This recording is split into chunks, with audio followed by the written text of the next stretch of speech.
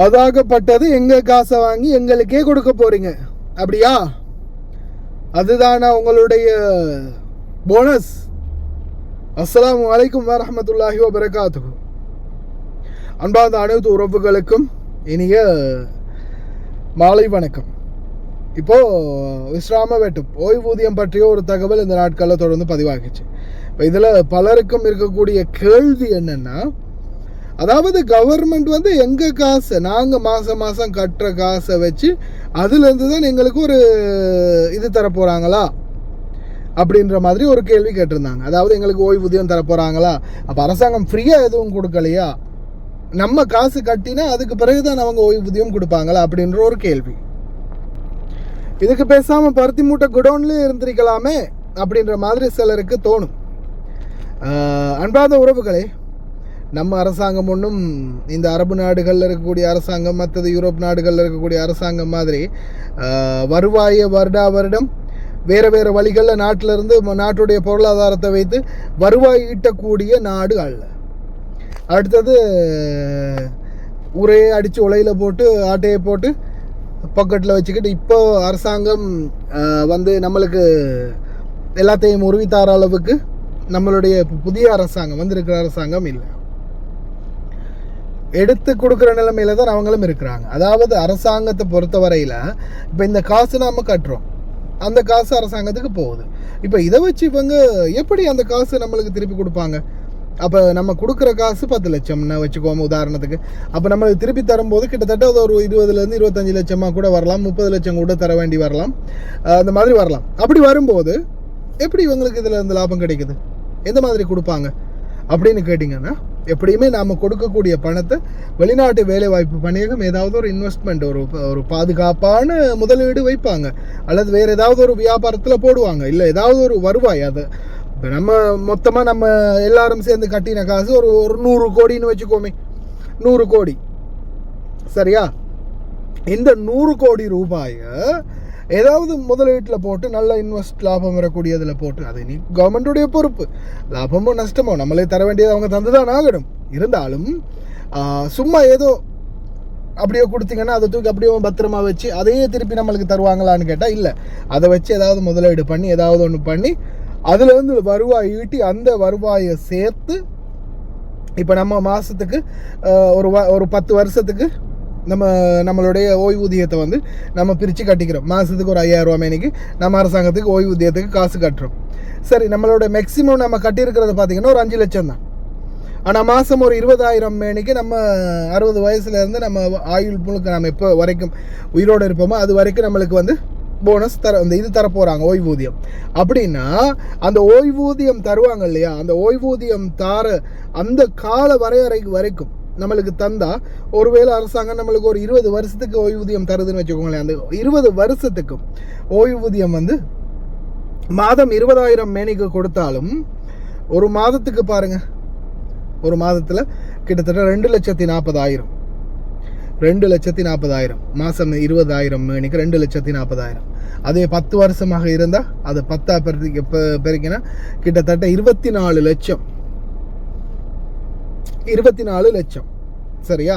அதே 10 வருஷத்துக்கு அதை நம்மளுக்கு கொடுத்தா, 20 வருஷத்துக்கு கொடுத்தா கிட்டத்தட்ட 48 லட்சம். ஆனால் நம்ம ஓய்வூதியத்துக்காக கட்ட போகிற காசு எவ்வளவு? மேக்சிமம் ஒரு 5 லட்சமோ 10 லட்சமோ நான் சொல்கிறேன் உதாரணத்துக்கு. ஒரு 5 வருஷத்துக்கு நம்ம கட்ட போகிறோம் மாதம் 5,000 ரூபா மேனிக்கு, 10 வருஷத்துக்கு கட்ட போகிற மாதம் 5,000 ரூபா மேனிக்கு. அப்படி கட்டினாலும் நம்ம கட்ட போகிற மேக்சிமம் தொகை ஒரு 10 லட்சம்னு வச்சுக்கோங்களேன்.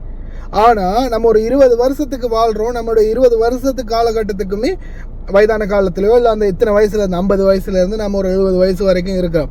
அந்த காலகட்டத்துக்குள்ளே நம்மளுக்கு போனஸ் அந்த ஓய்வூதியமாக அரசாங்கம் வந்து மாதம் 20,000 மேனிக்கு நம்மளுக்கு கொடுக்குறாங்கன்னா, அந்த 20 வருஷத்துக்கும் மாதம் 20,000 மேனிக்கு பார்க்கும்போது கிட்டத்தட்ட 48 லட்சம் அரசாங்கம் கொடுக்குது. ஆனால் அரசாங்கத்துக்கு நம்ம கொடுத்தது எவ்வளவு? ஜஸ்ட் 10 லட்சம். புரியுதா? அந்த மாதிரி. அதாவது இன்சூரன்ஸ், இப்போ நான் வண்டி ஒன்றுக்கு இன்சூரன்ஸ் பண்ணுறோம், மாதத்துக்கு நான் என்னுடைய இந்த வண்டிக்கு நான் மாதத்துக்கு இன்சூரன்ஸ் கட்டுறேன் வெறும் 180 dinar. Full insurance, full option, full insurance வந்து 180 தினார் மாதத்துக்கு கட்டுறோம். ஆனால் ஒருவேளை இந்த வண்டி அடிபட்டுடுச்சுன்னு வைங்களேன், இந்த வண்டியில் வந்து கிட்டத்தட்ட ஒரு 1000 தினாருக்கு பொருள் மாற்ற வேண்டி இருக்குதுன்னாலும் கட்டினது வெறும் 180 தினார் தான். ஆனால் மொத்தமாகவே அந்த 1000 தினாரையும் ஃபுல் இன்சூரன்ஸ் நாங்கள் பே பண்ணியிருக்கிறதால இன்சூரன்ஸே பொறுப்பெடுத்து அது செஞ்சு கொடுத்துருவாங்க.